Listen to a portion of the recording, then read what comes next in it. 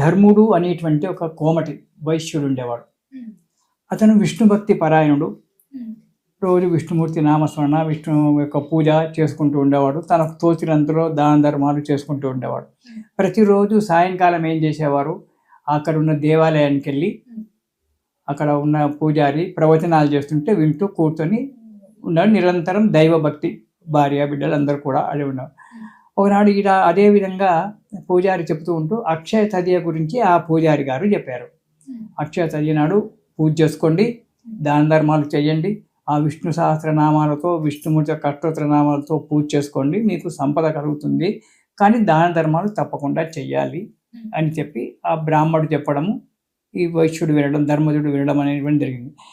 వచ్చి ఎప్పుడు అక్షయ తదియ వస్తుందా అని చెప్పి ఎదురు చూశాడు. అక్షయ తదియ రానే వచ్చింది. ఈ కోమటి మహాభక్తుడు. ఆ రోజు అక్షయ తదియ నాడు విష్ణుమూర్తి